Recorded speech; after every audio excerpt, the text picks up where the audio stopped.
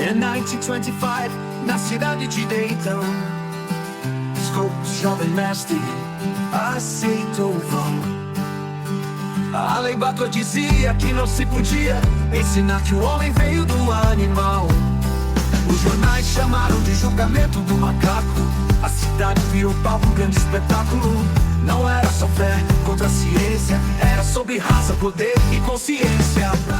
Olá, bem-vindos à nossa conversa de hoje. A gente vai mergulhar fundo nos comentários, nas críticas do Jorge Guerra Pires sobre aquele debate recente, sabe? A questão era: as religiões são machistas. Isso, e a gente tem aqui 2 áudios com as reflexões dele. O Jorge, para quem não conhece, é escritor, pesquisador, tem doutorado em bioinformática. Ele traz uma visão bem interessante, né, com essa base de ciência, lógica, pensamento crítico, e aplica isso em temas como política, religião, ateísmo. Exatamente. E o mais curioso é que a base para os comentários dele foi um debate gerado por inteligência artificial. Sério? Que interessante. Sim, e essa IA se baseou em vários textos, inclusive, olha só, críticas anteriores do próprio Jorge. Então ele está meio que reagindo a uma discussão que ele mesmo ajudou a começar, de certa forma. Entendi. Ok, então vamos desempacotar isso. O nosso objetivo aqui é entender essa perspectiva crítica do Jorge. Não só o que ele está questionando nos argumentos do debate, mas como essa visão dele, que vem da lógica, da ciência, molda essa análise, né? Principalmente sobre cristianismo e gênero. E essa análise é super relevante porque, bom, a gente vive num mundo cheio de narrativas sobre religião, gênero, história. E olhar para isso de forma crítica, usando essa lente da lógica, da evidência, que é a do Jorge, é fundamental, né? Com certeza. Então a nossa missão aqui é essa: mergulhar nessas críticas, entender os pontos que ele achou problemáticos, talvez mal interpretados no debate original, e, quem sabe, entender um pouco mais o método por trás da crítica dele. Ótimo. Então, para começar, qual foi a motivação que o Jorge deu para criar o podcast dele, o Ateísmo e Debates? Ele menciona isso nos comentários, né? Parece que isso dá um contexto para a análise dele. Menciona sim. Ele destaca que poder ter um debate aberto, sabe, entre ateus e cristãos. Para ele, isso é uma conquista histórica enorme. Histórica? Como assim? Ele compara com o passado, né?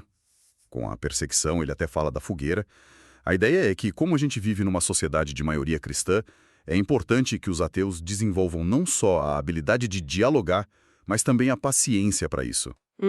Faz sentido. Poder debater hoje, sem correr o risco de violência extrema, ele vê isso como um avanço civilizatório mesmo. Então, essa visão histórica que ele traz, ela meio que justifica a importância que ele dá para o debate em si, mesmo quando o tema é super sensível como machismo e religião. Exatamente.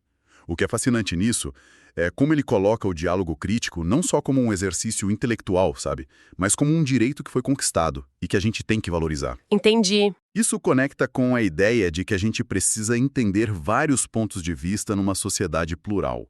E essa ênfase na paciência, na habilidade para o diálogo, mesmo vindo de alguém com uma visão ateísta, crítica, mostra que ele valoriza o processo do debate. É um ponto de partida bem interessante para as críticas que ele vai fazer depois aos argumentos. Bom, então vamos entrar nessas críticas mais específicas. Um ponto central que o Jorge contesta é um argumento que surgiu no debate, parece que foi uma voz feminina que falou, dizendo que o apóstolo Paulo só estava, refletindo as normas da época dele. Ah, sim. E mais, que o cristianismo primitivo teria sido até progressista para os direitos das mulheres. Isso, que exatamente ele questiona nessa ideia, porque parece contraintuitivo para alguns. Olha, ele levanta várias objeções. A primeira é mais metodológica, sabe? Tem a ver com a dificuldade de fazer essa comparação histórica. Como assim? Ele cita um pesquisador, acho que ele chama de Rich Carrier. Deve ser o Richard Carrier, um historiador que estuda bastante o cristianismo primitivo. Ah, conheço o nome. Então, ele lembra que muitos textos daquela época se perderam.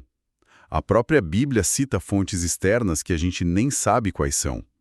Então, afirmar com certeza que o cristianismo foi melhor para as mulheres, comparado com o que exatamente? Ele diz que isso é cair na falácia da ignorância. Falácia da ignorância. Pode explicar um pouquinho o que seria isso nesse contexto? Para ficar mais claro. Claro. É basicamente o erro de dizer que algo é verdade só porque ninguém provou que é falso. Ou o contrário. Hum, Fora dos textos bíblicos que chegaram até nós, não dá para simplesmente concluir que o cristianismo foi progressista só porque a gente não tem ou ignora um monte de evidência direta do contrário. Ou porque a gente interpreta os textos que tem de forma seletiva, né? Falta a base de comparação forte. Entendi. Faz todo sentido. Além dessa questão de método, ele dá exemplos que vão contra essa ideia de progresso. Sim, ele traz exemplos históricos para desafiar essa visão. Ele menciona Hipátia de Alexandria. Hipátia, a filósofa. Essa mesma. Uma filósofa neoplatônica super influente e independente, com poder e reconhecimento, e que acabou sendo morta de forma brutal por uma multidão de cristãos lá no século V. Nossa, Ele até cita o filme Ágora. Diz que é uma dramatização, claro, mas que ilustra bem a tensão que uma mulher com poder e conhecimento podia gerar naquele ambiente cristão que estava se formando. puxa. E tem mais algum exemplo além da Hipátia? Ele fala também do Evangelho de Maria Madalena. Ah, o texto apócrifo. Isso. Que não entrou na Bíblia oficial, né? Mas que mostra a Maria Madalena como uma discípula importante, com autoridade intelectual, espiritual, talvez até mais próxima de Jesus em alguns pontos do que os apóstolos homens. Interessante. E o Jorge lembra que a Igreja Católica pediu desculpas recentemente por ter difamado a imagem dela por séculos, associando ela à prostituição. Isso só reforça, segundo ele, como figuras femininas fortes sempre foram um problema para a tradição que se consolidou depois. Com base nesses pontos todos, qual é a conclusão dele sobre o cristianismo primitivo e as mulheres? Ele parece ter uma posição bem clara, né? Bem clara e bem cética. Ele usa a expressão forte resistência a essa ideia de que o cristianismo introduziu ou ampliou direitos para as mulheres. Ele acha que não, pior, ele vai além. Ele sugere o contrário, que talvez tenha acontecido uma regressão em comparação com alguns aspectos da cultura greco-romana, como a de Alexandria, por exemplo, que era um centro mais cosmopolita, de mais saber. Uma regressão, uau! Isso desafia bastante a narrativa comum, né? Totalmente. Desafia essa ideia de um progresso linear que o cristianismo teria trazido logo de cara.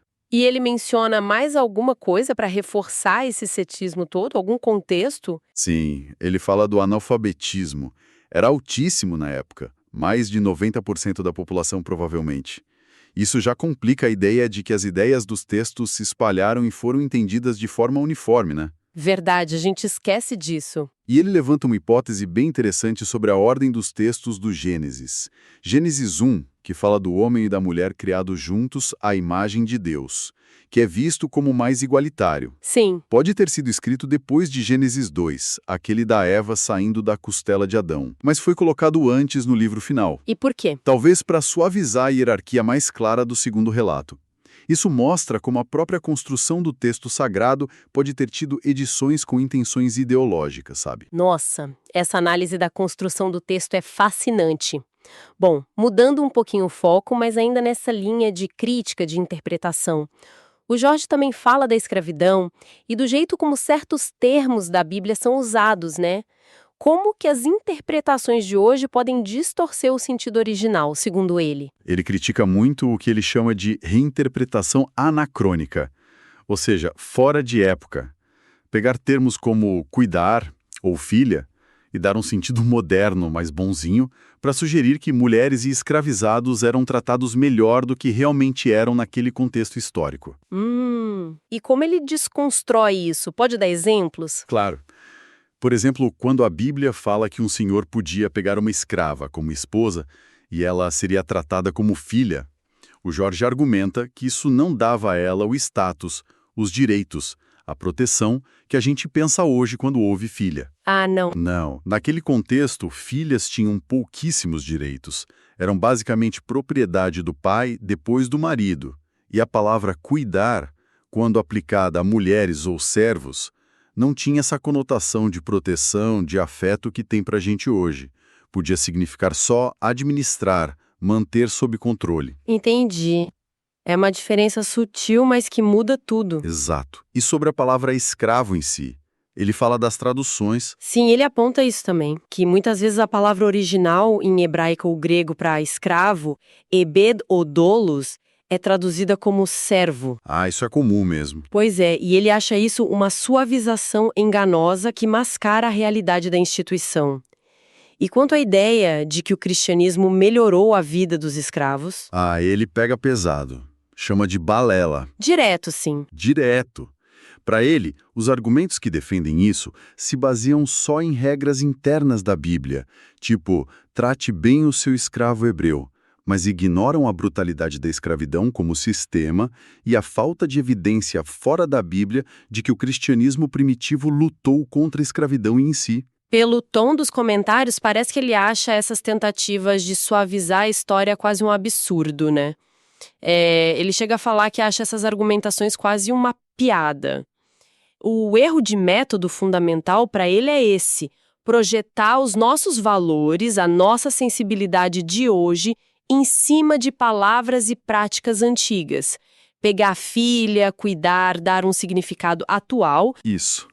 E aí a gente acaba escondendo a realidade da subordinação das mulheres, da brutalidade da escravidão naquela época. Ele até sugere que, em alguns aspectos legais ou sociais, a sociedade romana, com todos os seus problemas, talvez fosse até mais avançada que as primeiras comunidades cristãs. Essa crítica ao método é um fio condutor claro na análise dele. O que nos leva a outro ponto: a crítica ao uso da palavra religiões de forma geral no debate sobre o machismo. Por que ele acha ruim usar esse termo tão amplo? Ele acha o termo religião, ou religiões, quase inútil para uma análise séria nesse contexto. Vago demais. Inútil. Por quê?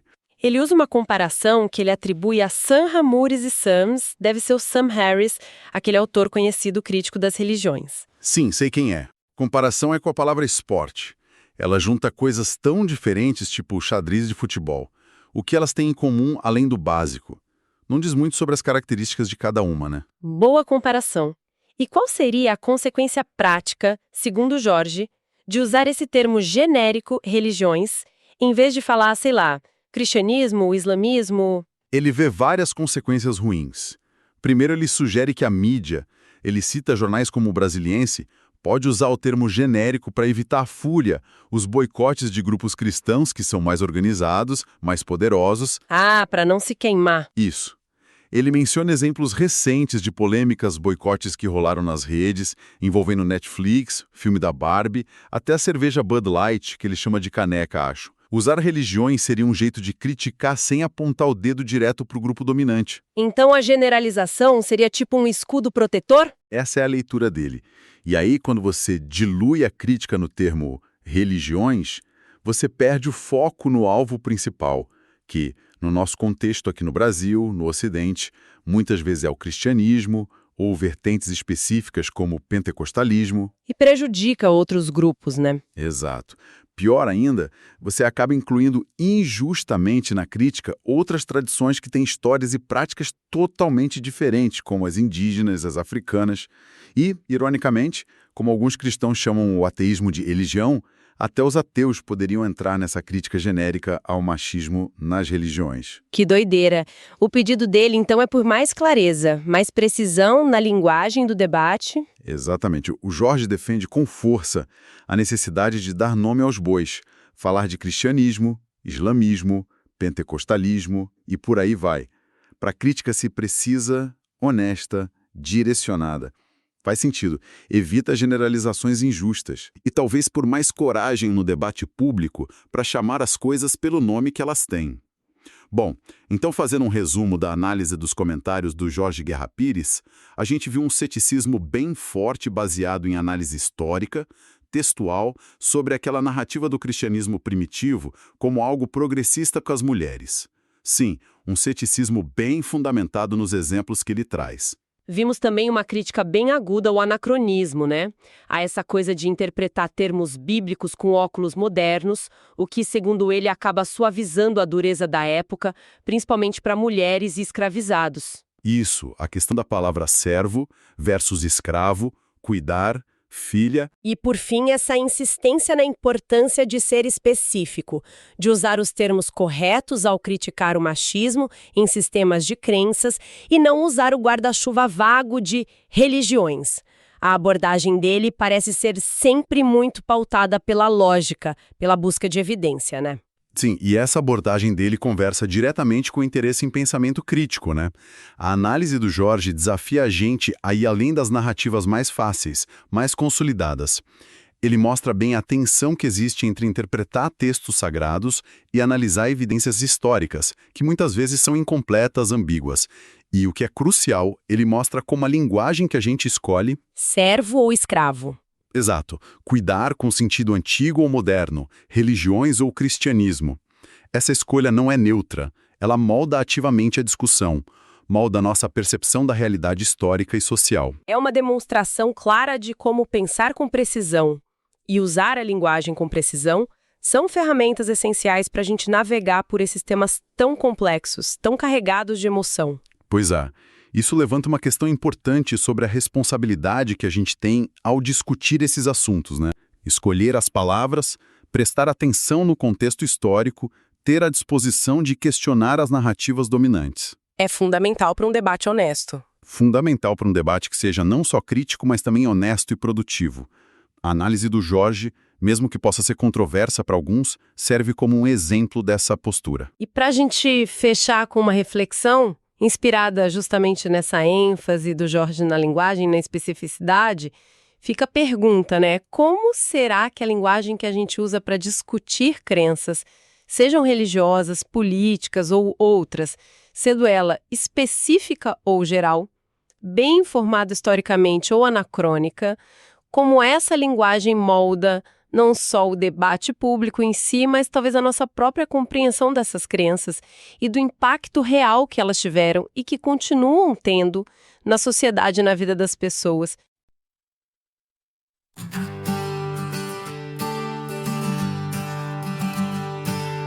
Em 1925, na cidade de Dayton, Scopes, jovem mestre, aceitou o vão. A lei Butler dizia que não se podia ensinar que o homem veio do animal. Os jornais chamaram de julgamento do macaco. A cidade virou palco, um grande espetáculo. Não era só fé contra a ciência, era sobre raça, poder e consciência. Bryan se ergueu, grande orador, dizia que a ciência trazia ouro. Revolução levava a barbárie, darwinismo social, cruel tirania. A clã marchava, sombra na rua, hierarquia racial, não podia ter lua. Sem fé, dizia Bryan, o saber é mau, porta aberta, o caos, caminho fatal. Darrow chegou, agnóstico gigante, defensor da razão, do direito constante. Viu na lei ataque à liberdade, uma teocracia sobre a humanidade.